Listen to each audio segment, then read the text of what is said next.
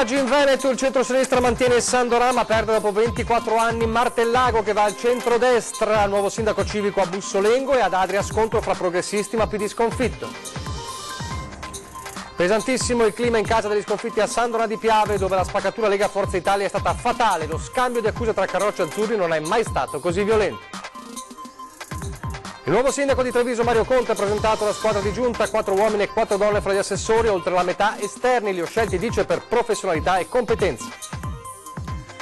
Un anno fa il governo Gentiloni decretava la liquidazione delle banche venete, a Montebelluna azionisti e risparmiatori si sono dati appuntamento per celebrare il triste anniversario. 1087 evasori totali scoperti nel 2017 dalla Guardia di Finanza in tutto il Veneto, oltre 215 milioni di euro di danni erariali da illeciti pubblici. Aperta un'inchiesta sulla morte del 48enne inglese lanciatosi dal Monte Civetta con la tuta alare ma schiantatosi contro una vetta, indagini per capire se si è trattato di un errore umano o di un problema tecnico. Si è conclusa con successo la terza edizione di Historic Car a Venezia, la manifestazione itinerante dedicata alle auto d'epoca.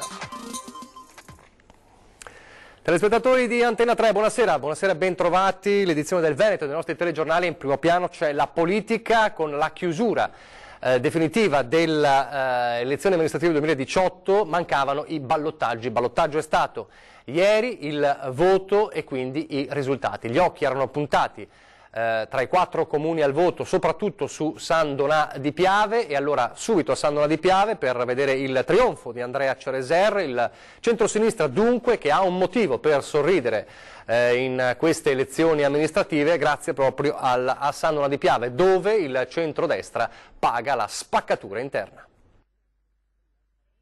Mentre in tutta Italia le amministrazioni del PD cadono come birilli, a Sandonà il sindaco uscente Andrea Cereser conquista il secondo mandato, prima volta per il centrosinistra nella storia del comune. Abbiamo resistito sulla linea del Piave, sintetizza con una battuta. È un momento storico importante perché sono questi i giorni del centenario della battaglia del Solstizio, la seconda battaglia del Piave, quella che di fatto ha tenuto il fronte e alla fine è stato il presupposto per la battaglia della vittoria, quella di novembre, di Vittorio Veneto. E quindi questo parallelismo sicuramente è significativo, suggestivo e anche riempie di commozione. A scegliere Cereser il 54,2% dei votanti che già al primo turno non avevano affollato i seggi. L'affluenza al ballottaggio si è fermata poco sopra il 51%. A casa, come dimostrato dai risultati, sono rimasti soprattutto gli elettori del centrodestra che sembrano non aver apprezzato l'interminabile scambio di accuse tra la candidata leghista Francesca Pilla e il forzista Oliviero Leo. Sicuramente il fatto di aver assistito a queste lotte all'interno di 2 grandi ambizioni, soprattutto e senza un reale interesse e passione per la città ci ha aiutato, non c'è dubbio. Ora ci rimettiamo al lavoro per realizzare quanto promesso in campagna elettorale, assicura il sindaco, sperando che quanto avvenuto a Sandonà possa essere utile a tutto il centrosinistra per capire la strada da intraprendere. I momenti di confronto e pianificazione con gli esperti vanno bene, ma poi non bisogna dimenticarsi di stare in mezzo alla gente e prendersi a cuore i problemi delle persone, come crediamo di aver fatto negli ultimi 5 anni. Ci vuole il momento in cui si riflette sulla città, si danno delle indicazioni, si traccia una visione della città, ma poi anche la necessaria attività di convinzione e di condivisione con i cittadini, perché uno sguardo va rivolto sicuramente alle stelle, ma l'altro anche al marciapiede, quindi mettere insieme, fare sintesi di questi elementi, accompagnare la città in un momento storico difficilissimo come è questo, ecco, sono tutti elementi che devono stare in equilibrio tra loro. Dunque una lotta fratricida fatale per il centrodestra, per Lega e Forza Italia, e allora il clima in casa degli sconfitti è pesantissimo dopo il voto e lo scambio di accuse tra Lega e Forza Italia non è mai stato così duro. Le tensioni di una lunga campagna elettorale esplodono all'indomani della sconfitta della candidata leghista Francesca Pilla e di tutto il centrodestra, che per la farmacista ha un solo responsabile, il candidato di Forza Italia Oliviero Leo, contro cui vengono pronunciate parole pesantissime. Per un uomo del Sud, è un uomo che si dichiara uomo d'onore, uomo d'armi, che è stato responsabile della vittoria del centro-sinistra nel 2013, che anche quest'anno è stato responsabile della vittoria nuovamente del centro-sinistra. Io dico soltanto che deve prendersi le proprie responsabilità e decidere una volta per sempre di andarsene a casa. Forza Italia al primo turno ha portato a casa il 3,31% e ciò nonostante Leo pretendeva di dettare condizioni sulla maggioranza, ricostruisce Pilla. Dopo essersi alleato una prima volta con Cereser è stato di nuovo responsabile della vittoria del centrosinistra. Sandonà è storicamente di centrodestra, quindi Sandonà si ritrova con un governo di centrosinistra che fino ad ora, secondo me, ha tenuto la città assopita e addormentata. Bene, il centrodestra prenderà le proprie responsabilità su tutto il fronte, soprattutto quello che non ci ha aiutato in tutti questi mesi, che si è opposto e che ieri ha detto andate al mare. Quindi un uomo così, secondo me, deve solo togliersi dalla faccia di Sandonà. Diametralmente opposta all'interpretazione di Leo, che imputa la vittoria di Cereser all'impreparazione di Pilla e del leader locale del Carroccio, il vicegovernatore Gianluca Forcolin. Il giorno dopo le elezioni sono andato a casa della dottoressa Pilla per fargli gli auguri e per parlare del proseguio. Gli ho chiesto l'apparentamento, ma lei non sapeva cosa fosse l'apparentamento e chiedeva aiuto agli altri. Dopodiché gli hanno spiegato cos'era, quindi anche lì quello che criticavo a questa candidata era un'impreparazione ad assumere un ruolo così importante. La differenza nei risultati della Lega tra il Veneto orientale e il resto d'Italia, attacca Leo, si può spiegare solo con il complesso di inferiorità di qualche politico che invece di lavorare assieme pensa di dover distruggere la forza complementare di centrodestra. In tutta Italia, anche nelle regioni rosse, ha vinto. Qui a Sandonà, a Eraclea, a San Stino, la presenza del vicegovernatore ragionier Forcolin permette che non si vinca. La colpa è sua, se ne faccia una ragione, lui è stato bocciato dal centrodestra in questo tipo di atteggiamento, speriamo che qualcuno provveda per riorganizzare le forze di centrodestra. Laddove, al di là di queste parole molto pesanti da tutte e due le parti, laddove invece il centrodestra resta unito, vince, e vince anche con una vittoria storica a Martellago, dove il centrosinistra cade dopo 24 anni e il centrodestra vince con Andrea Saccarola. Fuochi d'artificio per la vittoria del centrodestra a Martellago dopo 24 anni. Andrea Saccarola è il nuovo sindaco. Ci sono stati alcuni caroselli con le auto mentre la squadra del neo primo cittadino si è radunata davanti al municipio per festeggiare con bandiere e cartelli. Onestamente è stata dura, però comunque ci credevo, perché ho una squadra forte che mi ha supportato fin dall'inizio e credevo in loro e loro hanno creduto in me e ce l'abbiamo fatta. Una vittoria non facile né scontata. Ciò che ha pagato, secondo Saccarola, è stata la sua semplicità. La mia spontaneità, mia e della mia squadra, perché siamo gente normale, siamo gente che vuole il bene per il proprio comune e siamo disposti ad ascoltare tutte quante le persone che incontriamo per strada. Abbiamo fatto dei comizi in quasi tutte le vie del territorio, sempre con successo.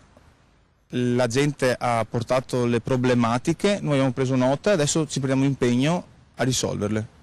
Con la vittoria di Saccarola a Martellago la Lega avrà 5 seggi, 2 Progetto Futuro e altrettanti la lista Saccarola Sindaco.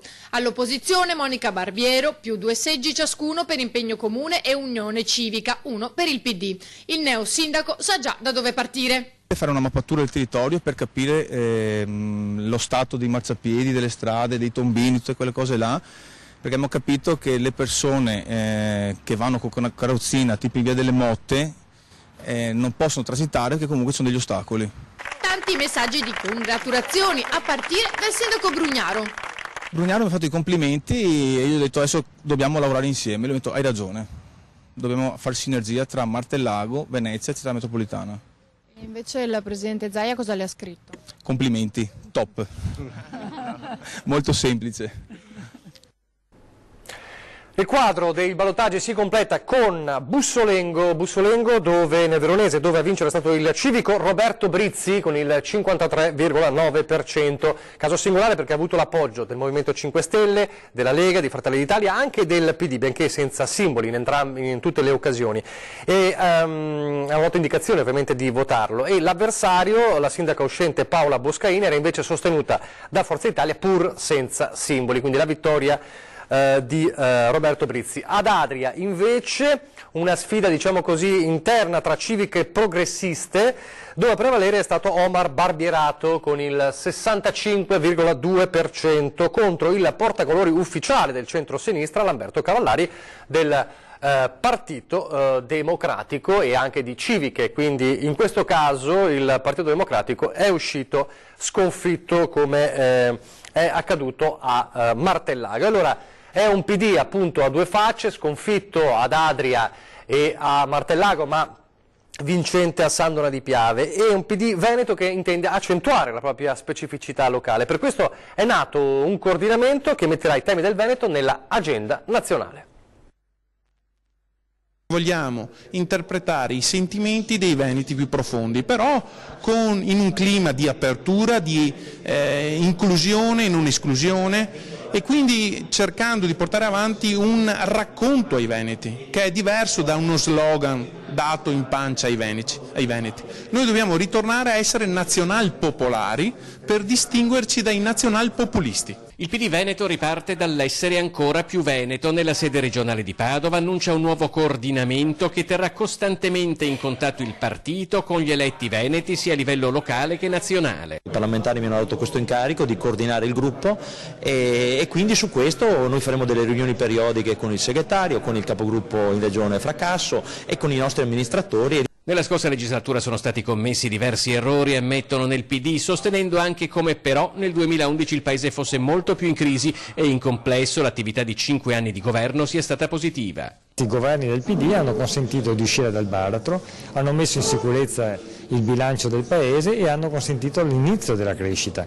Questo non vuol dire che errori non siano stati compiuti e che tutto sia risolto. Abbiamo però deciso di ripartire dal Veneto e dall'attività parlamentare del Veneto, creando una squadra, un team che lavorerà unito grazie anche a quegli incarichi che siamo riusciti a ottenere come parlamentari veneti. Dunque si riparte dal Veneto, mantenendo richieste ed esigenze venete al centro dell'agenda di un partito che intende dialogare col territorio, accentuando la propria identità e le proprie specificità a livello locale. In questi anni, se le imprese anche sono cresciute, ma non tutte, certamente i lavoratori non hanno visto grandi differenze nelle loro buste paga.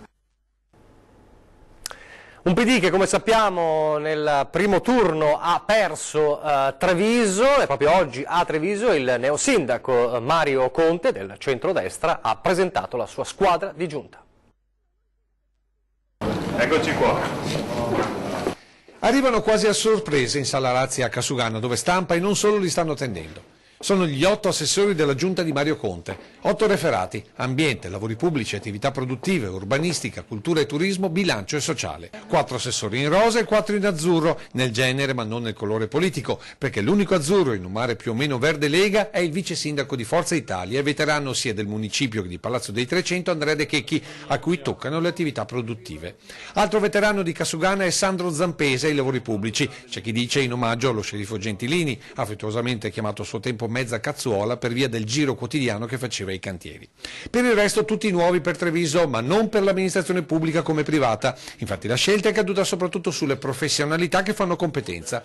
Così allo sport e associazioni l'assessore è Silvia Nizzetto, insegnante atletica e da sempre coinvolta nelle società sportive e non. All'urbanistica un ingegnere edile, Linda Tassinari. Alla cultura e turismo Lavinia Colonna Preti, imprenditrice e ideatrice di itinerari di turismo esperienziale di alta gamma. E per concludere la pattuglia rosa Gloria Tessarollo, già assessore a Oderzo e ora, ma con decorrenza 1 dicembre causa maternità, titolare del sociale con particolare attenzione alle disabilità. Attività di consigliere comunale ma a paese per il neo assessore all'ambiente e alpino Alessandro Manera, ma comunque con esperienze regionali nel settore, mentre per ultimo, ma primo per importanza, Christian Schiavon, già volto di ATS e figlio d'arte per conoscenze commercialistiche, che erediterà il bilancio già di cognomi noti del settore come Zugno o Scatolon, sono per citarne alcuni. milioni. Tutti professionisti e tutti a tempo pieno per i trevigiani. Servizio ai cittadini, perché era uno degli elementi principali nella mia richiesta di disponibilità appunto prima di dare le deleghe. Ho trovato degli ottimi professionisti che si sono messi a disposizione per la nostra città. Sindaco che pare non abbia faticato per raggiungere la parità di genere. Nella campagna elettorale si era creata una squadra di persone con tante donne che si erano messe a disposizione attraverso le proprie professionalità, idee e visioni di città. Non ho fatto altro che pescare tra loro, quindi sono stato anche fortunato da questo punto di vista. Senta, da domani si comincia realmente, il 28 c'è il primo consiglio comunale, i prossimi 100 giorni il primo obiettivo?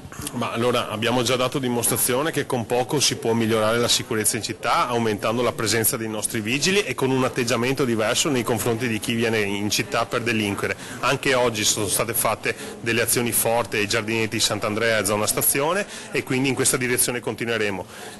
Instaureremo subito il dialogo con Tarina perché se puntiamo adesso a una città di cultura e turismo non possiamo continuare a vedere tutti quei bidoni. Proprio ieri mi sono imbattuto in una fila di bidoncini in Loggia dei Cavalieri e poi vogliamo intervenire subito con dei piccoli interventi nei quartieri per migliorare di molto la qualità della vita dei nostri cittadini. Olimpiadi invernali 2026, la scelta di governo e CONI sul terzetto tra le tre papabili candidate, cioè Cortina Dolomiti, Milano e Torino, arriverà entro il 10 luglio. Lo ha fatto sapere il sottosegretario Giancarlo Giorgetti.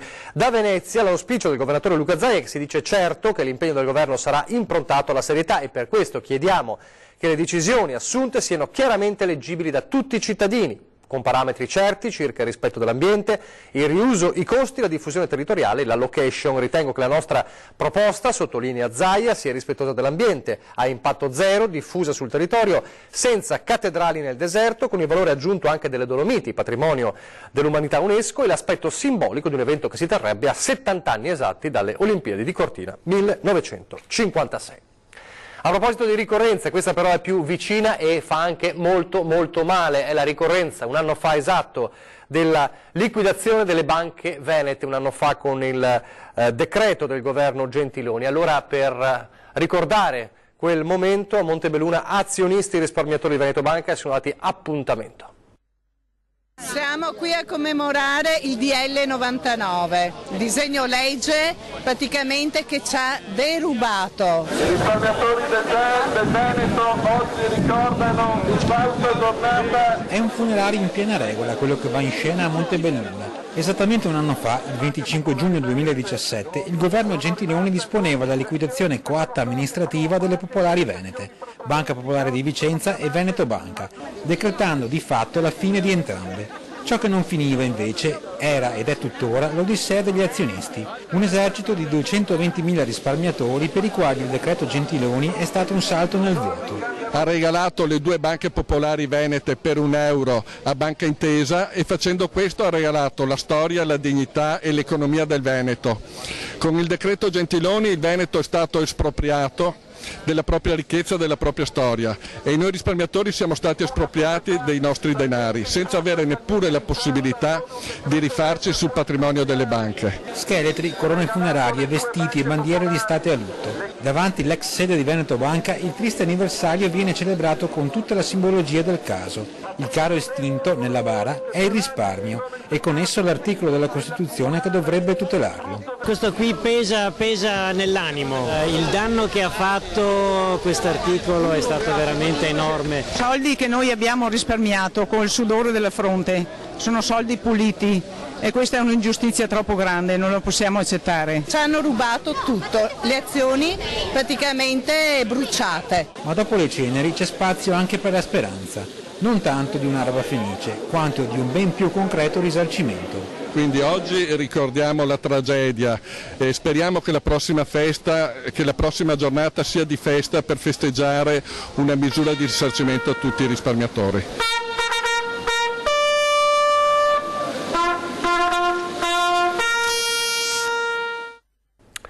Intanto in Veneto la piaga dell'evasione fiscale è sempre aperta, quasi 1100 gli evasori totali scoperti dalla Guardia di Finanza in tutto il Veneto nel 2017.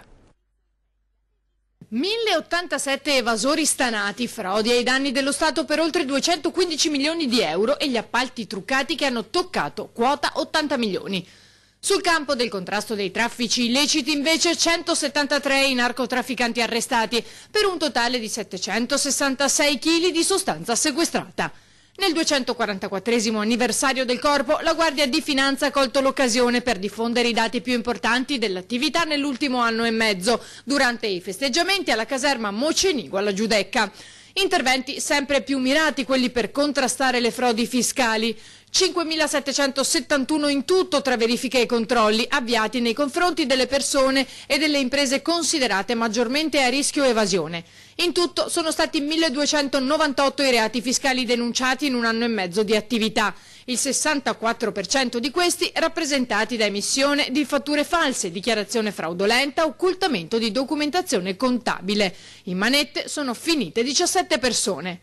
Non sono da meno i numeri della lotta alla corruzione. 200 denunce per reati in materia di appalti e altri delitti contro la pubblica amministrazione. Il 15% di queste persone sono state arrestate. Anche la contraffazione fa male al paese perché danneggia il Made in Italy. Rientrano negli oltre 15,2 milioni di articoli sequestrati dalle Fiamme Gialle nell'ultimo anno e mezzo, quelli propriamente contraffatti o con falsa indicazione, quelli non sicuri e i prodotti alimentari con marchi industriali falsificati o indicazioni non veritiere circa l'origine e la qualità.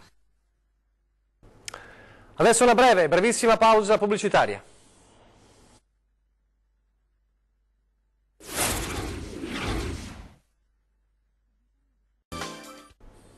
Rieccoci in studio, il telegiornale del Veneto, e allora è aperta un'inchiesta sulla morte del 48enne inglese lanciatosi dal Monte Civetta con la tuta alare ma schiantatosi contro una vetta. Indagini per capire se si è trattato di un errore umano o di un problema tecnico all'origine della tragedia. Aveva deciso di fare un volo con la tuta alare assieme ad altri suoi amici, ma è precipitato contro una vetta. La vittima è un cittadino inglese di 48 anni. L'uomo si trovava nel Bellunese con una ventina di amici connazionali. Aveva deciso di lanciarsi insieme da un'altezza di circa 3.000 metri. In mattinata si sono fatti portare con l'elicottero sul Monte Civetta. Poi il volo insieme, ma qualcosa è andato storto. Il 48enne è precipitato andando a schiantarsi contro le rocce. A dare l'allarme alcuni escursionisti che hanno assistito alla scena. Il posto è stato raggiunto dall'eleambulanza di Pieve di Cadore. Il corpo del pilota è stato recuperato dagli uomini del soccorso. Il volo con la tuta alare era la sua passione, raccontano gli amici. Era esperto. Ora saranno le forze dell'ordine che dovranno accertare le cause di questo tragico incidente. Intanto gli amici stanno sbrigando le pratiche burocratiche necessarie in questi casi. Il gruppo era arrivato nel Bellunese il 20 e doveva fermarsi fino al 30 giugno. Lasciamo la cronaca, adesso le immagini di vere e proprie leggende su 4 ruote a Venezia. Da Mestre al Lido fino a Bacino San Marco. Anche quest'anno le più belle auto storiche hanno sfilato in città per la terza edizione di Historic Car. Automobili che hanno fatto la storia dalla metà degli anni 30 ai primi anni 90. È importante che queste immagini di Venezia con queste auto bellissime possano circolare e soprattutto quello di poter coniugare una location unica al mondo. Credo che questo nessuno lo possa mettere in dubbio. Con quello che oggi sta crescendo in maniera straordinaria, cioè il motorismo d'epoca, sia non solo un'opera meritoria, perché è un'ulteriore macchia di territoriale su un territorio bellissimo quale quello appunto di Venezia.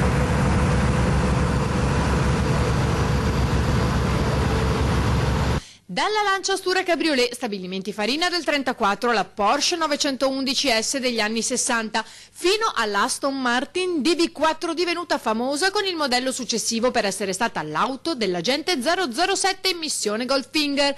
Il raduno, che ha previsto anche una prova di regolarità turistica per rievocare il circuito degli Assi del Lido, dove corse anche il mitico Nuvolari, è stato ideato 3 anni fa dal presidente del club veneziano Giorgio Capuis. Quando siamo partiti, ha spiegato, pochi avrebbero scommesso che saremmo riusciti a realizzare un grande evento di automobilismo storico in una città d'acqua come è Venezia. Oggi, a 3 anni di distanza, conclude, possiamo senza dubbio dire che la scommessa è vinta e che Historic Car Venice può ambire senz'altro a diventare uno degli eventi più attesi dai tanti collezionisti e appassionati.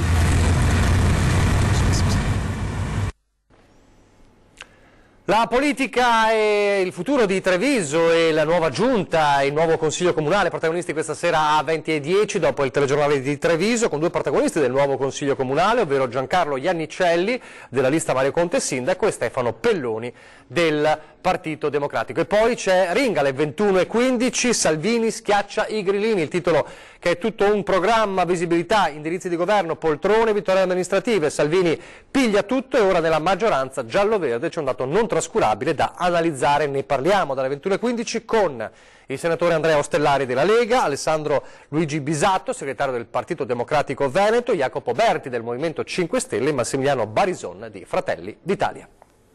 È davvero tutto, vi lascio alle previsioni del tempo, grazie per averci seguito e arrivederci.